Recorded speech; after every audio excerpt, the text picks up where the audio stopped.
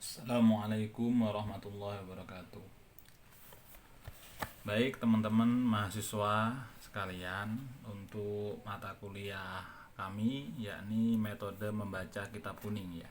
Setelah saya melihat beberapa komentar di grup di teman-teman, rata-rata banyak yang merekomendasikan untuk mempelajari kitab Jurumiyah. Dan kebetulan kami sendiri pernah dulu waktu mengampu mata pelajaran Jurumiyah di Pondok Pesantren Asunia.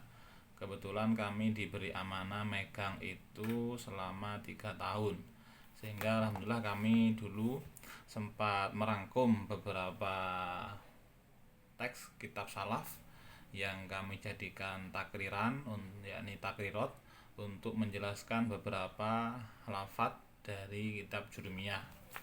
Nah, ini adalah dulu hasil dari kami merangkum beberapa teks dari kitab salaf untuk kita jadikan penjelasan di Syarah Jurumiyah ini. Baik, beberapa hal yang perlu kami jelaskan.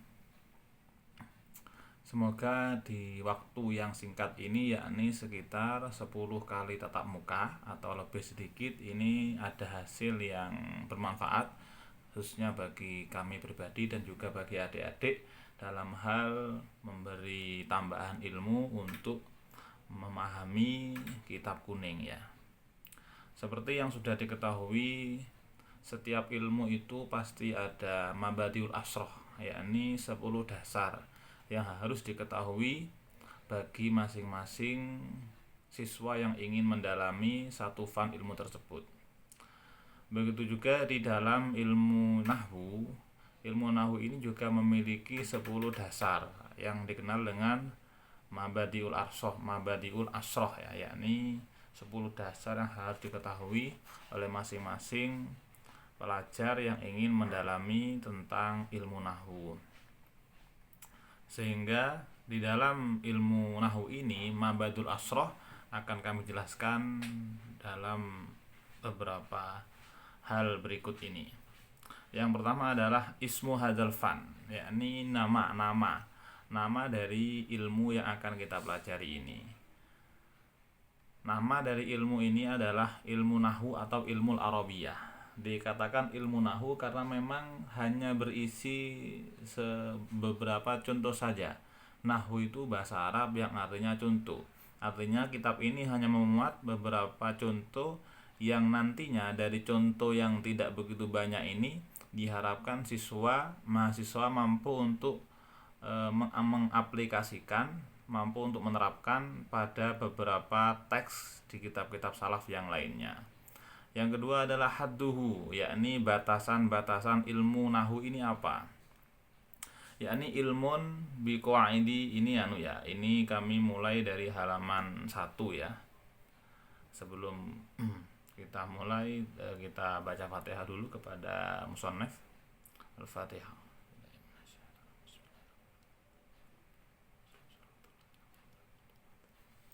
Yang kedua adalah hadduhu, yakni batasan-batasan ilmu ini. Ilmun biqaida yu'rafu biha ahwalu awahiril kalimat al-arabiyyah i'raban wa binaan.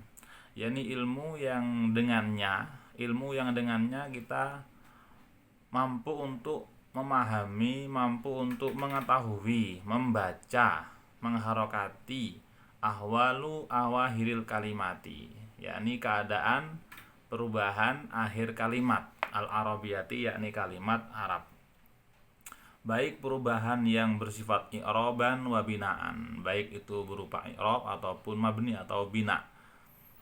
Sehingga kalau dalam huruf atau lafdul Arab itu ada perubahan akhir dan juga ada perubahan tengah, yang mana nahwu ini mewakili untuk mengetahui adalah perubahan di akhir kalimat.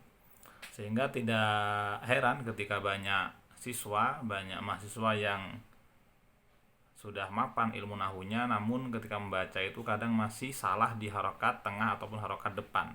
Karena harokat tengah itu adalah bagiannya ilmu sorof atau ilmu tasrif.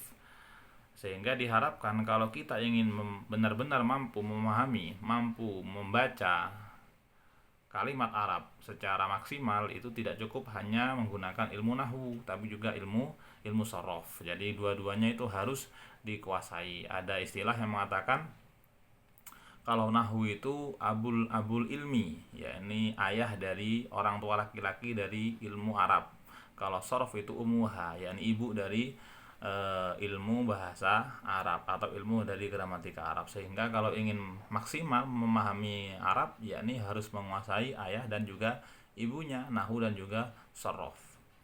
Yang berikutnya adalah mabada', yang ketiga adalah mauduhu, yakni tujuan atau topik dari atau tujuan, objek dari ilmu nahwu ini adalah al kalimatul al arabiyah min haitsul bahsu an akhwaliha, yakni beberapa kalimat Arab yang mana membahas tentang akhwal, tentang kondisi-kondisi atau keadaan-keadaan dari kalimat Arab tersebut. Jadi memang topik atau objek dari ilmu nahwu ini adalah membahas bagaimana kondisi, bagaimana keadaan membaca dari kalimat-kalimat Arab tersebut. Yang berikutnya adalah samrotuhu, hasil atau buah ya. Kalau orang sudah mampu menguasai ilmu nahwu ini, apa yang dia dapat? Itu namanya samroh atau hasil dari jerih payah. Yakni apa? At-taharruzu anil khata' wal isti'anatu ala fahmi kalamillah wa kalami rasulih sallallahu alaihi wasallam wa kalamil Arab. Yakni yang pertama adalah taharruz, ya, akan terjaga dari kesalahan. Dan wal isti'anah, dan akan tertolong dalam memahami satu kalamillah, yakni Al-Qur'an. Karena yang jelas Al-Qur'an itu adalah kalamullah yang menggunakan bahasa Arab, yang mana tidak mungkin orang mampu memahami Al-Qur'an kalau dia tidak mau belajar bahasa Arab atau ilmu nahwu. Dan juga wa kalamu rasulihi, dan juga kalamnya Rasul, yakni al-hadis. Tidak mungkin orang mampu memahami hadis kalau dia tidak mampu belajar ilmu gramatika Arab. Yang ketiga adalah kalamul Arab, yakni kalamnya orang-orang Arab. Al-Quran itu adalah kalamullah ya. Jadi kalamullah itu adalah firman Allah yang jelas menggunakan bahasa Arab. Bagaimana kita memahami Al-Quran? Mampukah kita memahami Al-Quran? Yang jelas beberapa hal yang perlu kami sampaikan. Yang pertama adalah Al-Quran itu adalah kalamullah, yang mana yajibu an nafhama ala muradillah. Wajib bagi kita memahami Al-Quran itu sesuai dengan kehendak Allah, bukan kehendak diri kita sendiri. Nah, jadi itu ya, yang pertama adalah Al-Quran merupakan kalamullah, firman Allah yang wajib difahami sesuai dengan kehendak Allah, ay ala muradillah. Sekarang siapa dari sosok manusia yang paling mampu, yang paling mampu untuk memahami firman Allah? Tidak ada lagi kecuali beliau Nabi Muhammad Shallallahu Alaihi Wasallam, yakni orang yang paling mampu memahami Quran sesuai dengan dari kehendak Allah adalah Rasulullah Muhammad Shallallahu Alaihi Wasallam. Sehingga menjadi wajib, menjadi suatu keharusan bagi orang yang ingin memahami Al-Quran, dia juga harus mampu memahami hadis. Karena al-hadis ini fungsinya selain sebagai dasar agama, sebagai mabade atau usul dari agama, dalil, hadis juga berfungsi sebagai mubayyin atau penjelasan, yakni hal yang membantu menjelaskan tentang firman Tuhan, firman Allah. Ada satu contoh kasus ya, tentang masalah sholat. Kita tahu semua tentang kewajiban sholat.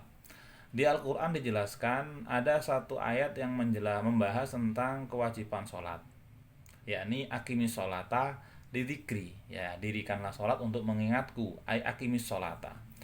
Ketika Allah berfirman tentang sholat, ay aqimis sholata, dirikanlah sholat. Nah, kita tahu kalau dalam ilmu usul itu amar itu dalalahnya wujub, aqimis sholata, berarti wajib kita mengerjakan sholat. Nah, ketika kita sudah ada kewajiban untuk mengerjakan sholat, bagaimana cara kita untuk melaksanakannya? Bagaimana cara praktek kita untuk melakukan kewajiban tersebut? Dicari di Al-Quran, tidak ada. Mulai dari juz 1 sampai juz 30 itu yang menjelaskan tentang tata cara, kaifiyah sholat tidak ada. Nah, sehingga bagaimana kita mau melaksanakan kewajiban kalau tidak bisa, tidak ada tata caranya. Sehingga kalau ternyata kita cek, ditelusuri, kaifiyah atau tata cara sholat itu ada di hadis, yakni firman sabda Rasulullah yang berbunyi shollu kama raaitumuni usolli, ya, sholatlah kalian sebagaimana aku sholat. Nah ini sehingga jelas, lafaz shollu raaitumuni usolli ini sebagai tibyanan, sebagai penjelasan dari firman Allah yang berbunyi aqimis sholata lidzikri. Lah untuk memahami dua-duanya ini kan tidak mungkin kita kalau tidak ada ilmu yang namanya ilmu nahwu. Itu satu dari beberapa fan ilmu ya, masih banyak lagi yang lainnya. Ada ilmu usul, ada ilmu tafsir, ada ilmu mantek, al-balaghah, dan juga ilmu bayan. Saat nahwu ini sebagai satu syarat dari beberapa syarat yang ilmu yang harus dimiliki bagi orang yang ingin memahami kalamullah yakni Al-Quran dan juga kalamur Rasul yakni Al-Hadis. Itu samrotuhu. Jadi kalau sudah mampu menguasai ilmu nahwu, baca Quran itu enak, sudah tinggal bisa mengangan-angan muradillah yakni kehendak dari Allah. Yang berikutnya mabada' yang nomor 5 ya, fadluhu yakni keutamaannya. Nah, kalau masalah fadlu itu biasanya masing-masing ilmu itu akan masing-masing ulama di fan ilmunya itu akan mengatakan hadzal ilm yafdulu ala sairil ulum. Ilmu ini lebih utama daripada ilmu-ilmu yang lain. Tapi ini nisbi ya, artinya biasa. Orang itu akan tahadus binikmah. Jadi kalau kita baca fikih akan mengatakan al-fiqhu afdalu min sairil ulum.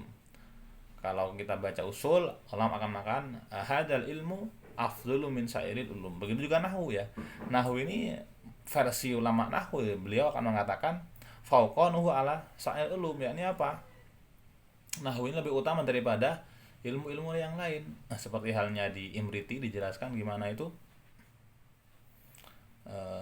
wa nahwu aula awalan ayyul lama idzil kalam mudunahu la yufhama ya. Idzil kalam mudunahu la yufhama, yakni yang paling utama adalah memahami itu adalah ilmu nahwu sebelum ilmu-ilmu yang lain. Karena idzil kalamu, setiap pembahasan, setiap kalimat, penjelasan kalau tidak ada ilmu nahwu maka tidak bisa difaham. Yang jelas fadluhu ini ya masing-masing ilmu akan mengatakan lebih utama daripada yang lain. Nah, yang berikutnya adalah nisbatuhu, posisi ilmu nahwu ini bagaimana dibandingkan dengan ilmu-ilmu yang lain. Ini adalah libakil ulum at-tabayun, termasuk golongan dari ilmu-ilmu bayan, ilmu-ilmu penjelasan, ilmu-ilmu gramatika, ilmu-ilmu alat. Jadi termasuk golongan ilmu-ilmu alat, yakni ilmu yang perangkat yang harus dimiliki awal sebelum kita memahami ilmu-ilmu Arab yang lain. Yang berikutnya adalah yang nomor 7 ya. Nomor 8. Wawadi'uhu, yakni pencetus ya, yakni pencipta. Kalau di usul fikih itu ada wadeknya adalah Imamuna Asy-Syafi'i. Ya, kalau ilmu nahwu ini siapa wadeknya, yakni pencetusnya. Ya, wadek ilmu nahwu adalah Abul Aswad Ad-Du'ali bi amri Sayyidina Ali ya. Jadi memang pencipta ilmu nahwu ini adalah Abu Aswad Ad-Du'ali, diperintah oleh Imam Sayyidina Ali karamallahu wajhah itu ya. Jadi harus tahu siapa pencipta dari ilmu nahwu ini. Wastimdaduhu, istimdadnya, objek ya, mirip dengan maudhu ya, atau sumbernya ini dari mana ilmu nahwu ini sumbernya. Wastimdaduhu ay min kalamillah wa kalami rasulihi wa kalamil arab ya. Sumbernya juga sama, kalau memang objeknya ini adalah Al-Quran, Al-Hadis, dan juga kalamul arab, istimdadnya sumbernya juga sama, yakni sumbernya dari Al-Qur'an, dari Al-Hadis, dan juga dari kalamul Arab. Artinya tidak mungkin ada Al-Qur'an yang tidak sesuai, tidak pas dengan ilmu nahwu, tidak mungkin. Semuanya pasti sesuai dengan ilmu nahwu ya. Seperti halnya yang mungkin bagi anak santri itu kadang heran, ada yang dulu itu ketika saya masih siswa itu heran ketika melihat dekorasi di lafadz Quran, di dekoran itu yang sering dibuat dekor itu ya, yang berbunyi yarfa'illahu alladhina amanu minkum walladhina utul ilma darajat. Itu kan yarfa, itu kalau kita belajar awal yarfa itu kan fi'il mudhari, yarfa'u harusnya kan pakai dhammah, tapi kenapa di Quran diharokati yarfa'i kok pakai kasroh? Nah, itu kan kita harus mau menjelaskan kita itu.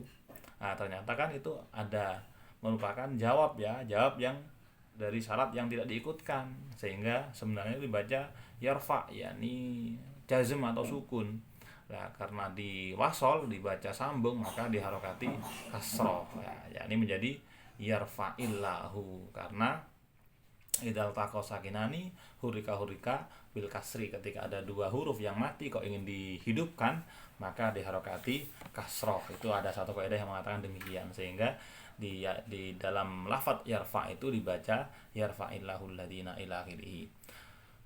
Yang terakhir hukumnya ya, hukum mempelajari ilmu nahwu atau hukum mempelajari ilmu gramatika Arab ini bagaimana hukumnya? Wa hukumu fi syar'i al-wujub al-kifai ala ahli nahiyatin, yakni satu hukumnya adalah fardu kifayah bagi kalau fardu gimana, bagi memang satu desa atau satu daerah yang memang kalau sudah ada yang mampu mempelajari, yang mampu memahamkan, mampu menguasai ilmu nahwu, maka kewajiban bagi yang lain itu sudah gugur. Ini kalau memang tidak ada harapan, tidak ada keinginan apa-apa ya, hanya belajar gitu saja. Tapi kalau kita ingin memahami tafsir, ingin memahami hadis, ingin membaca kitab ya, ingin mendalami ilmu agama dari kitab-kitab salaf, kitab-kitab klasik, ya bukan fardu kifayah, ya fardu ain. Sehingga dijelaskan di sini wal ainu ala qari tafsir ya, fardu ain, kewajiban yang tidak bisa diwakilkan. Bagi siapa? Qari tafsir, yakni bagi orang yang ingin membaca kitab tafsir. Wal hadis, karena apa? Tafsir nasibun atau bagian dari kalam Allah, firman-firman Allah. Yang kedua wal hadis, dan juga bagi yang ingin membaca ilmu hadis itu juga menjadi fardu ain. Nah, fa innahu la yajuzu li ahadin ayatakallama fi kitabillah hatta yakuna mali'an bil arabiyyah, karena tidak boleh, hukumnya haram ya bagi siapapun itu yang ingin membahas, ingin diskusi, ingin menjelaskan, ingin memahami, menyalami ilmu tafsir kalamullah, tentang firman-firman Allah, hatta yakuna mali'an bil arabiyyah, sebelum dia benar-benar mali'an, menguasai, ahli tentang ilmu Arabiyah. Kenapa? Li'annal Qur'ana Arabiyyun, karena Quran itu berbahasa Arab. La tufhamu maqasiduhu illa bima'rifati qawaidil Arabiyyah, yang tidak mungkin bisa difaham tujuan-tujuannya, maksud-maksudnya, murad-muradnya, illa bima'rifati qawaidil Arabiyyah, kecuali dengan memaham kaidah-kaidah Arabiyyah, memaham kaidah-kaidah Arabiyyah ayat i'rab, yakni apa? Memaham tentang i'rab dan yang lainnya. Wakada al hadis, dan juga begitu juga hadis. Ilmu nahwu ini kan ada di era Abu Ahwad Ad-Du'ali ya. Di era Abu Ahwad Ad-Du'ali yang jelas itu masa setelah Sayyidina Ali. Terus bagaimana kalau ada yang bertanya, loh, apakah Rasulullah itu, kan di zaman Rasulullah tidak ada ilmu nahwu, bagaimana beliau mampu memahami Al-Quran? Nah, ini bagaimana ini? Atau di zaman Abu Bakar atau di zaman Umar? Ini kan nahwu ini kan muncul pasca atau di era setelah masa Sayyidina Ali. Nah, ini bagaimana? Apakah Sayyidina Utsman tidak mampu memahami ilmu nahwu, tidak bisa ilmu nahwu? Sayyidina Umar juga demikian, apalagi Abu Bakar. Nah, ini jawabannya apa? Jawabannya adalah bukan begitu. Nah, memang di masa Rasulullah, di masa Sayyidina Umar, Abu Bakar, Umar dan Utsman ini belum tercipta ilmu yang namanya ilmu nahwu. Karena satu, ada beberapa hal. Satu ya, Di masa mereka itu tidak butuh belajar ilmu nahwu, tidak butuh. Karena apa? Ilmu nahwu itu sudah menjadi malakah, sudah menjadi keahlian otomatis di hati masing-masing para sahabat itu. Artinya mereka itu memang benar ilmu nahu belum terbukukan di masa itu, tapi kemampuan gramatikanya, kemampuan menafsiri Al-Qur'an, menjelaskan Al-Hadis sudah ada di masa itu. Artinya memang di masa itu ilmu nahu itu tidak dibutuhkan. Karena apa? Semuanya mampu sudah. Semuanya memiliki malakah, memiliki apa namanya itu bakat, memiliki ilmu nahu itu sudah ada di dalam hati mereka masing-masing begitu. Nah, baru ada kasus kan, kalau saya lupa itu kan ceritanya kan gara-gara di masa Sayyidina Ali itu kan ada cerita, oh saya lupa, ini bisa dicek di sarah-sarah jurumiyah nahu yang lain ya. Ada cerita seorang sahabat atau tabi'in itu kan salah dalam membaca membaca Al-Qur'an gitu kan ya, salah dalam membaca dan juga salah dalam mengharokati dan juga memaknai kan begitu. Nah, akhirnya rame kan, terjadi perdebatan karena perbedaan pemahaman lah gara-gara ini. Oh ternyata gara-gara di masa itu berarti malakah nahwiyah itu sudah mulai luntur karena mulai ada terjadi perdebatan pemahaman gara-gara salah mengiropi atau salah menarkipi. Ya saya lupa lafadznya itu. Pokoknya ada yang satu itu menganggap maf'ul, yang lain menganggap fa'il. Nah, sehingga terjadi perbedaan pemahaman. Lah barulah dari kejadian itulah Sayyidina Ali terinspirasi. Oh berarti ilmu yang sudah menjadi dianggap tidak butuh ini, ilmu yang awalnya dianggap tidak butuh, dianggap sudah menjadi kemampuan masing-masing orang, sudah menjadi malakah, ternyata harus ada standarnya, harus dibukukan, harus diciptakan secara tertulis agar orang-orang di masa setelah Sayyidina Ali itu tidak terjadi salah paham lagi dalam memahami teks Quran maupun teks hadis ya. Itulah sekelumit ya untuk mukaddimah untuk pertemuan pertama ini tentang bagaimana posisi ilmu nahwu, bagaimana kondisi kebutuhan nahwu sebelum diciptakan ilmu nahwu itu, dan apa fungsi dan kegunaan tentang ilmu nahwu. Nah, ini nanti pertemuan akan datang di halaman 2 ya. Halaman 2 tentang masalah kalam. Untuk kitabnya sudah saya share di teman sampean, di ketuanya itu monggo bisa di-download ya. Kalau mau dicetak ya dicetak, itu yang jelas. Semoga dengan kuliah online ini ada barokah sedikit ya, yang bisa bermanfaat bagi saya khususnya dan juga bagi adik-adik untuk membantu memahami bagaimana kita lebih menguasai tentang pembacaan ilmu gramatika Arab. Allah alam bisawab. Assalamualaikum warahmatullahi wabarakatuh.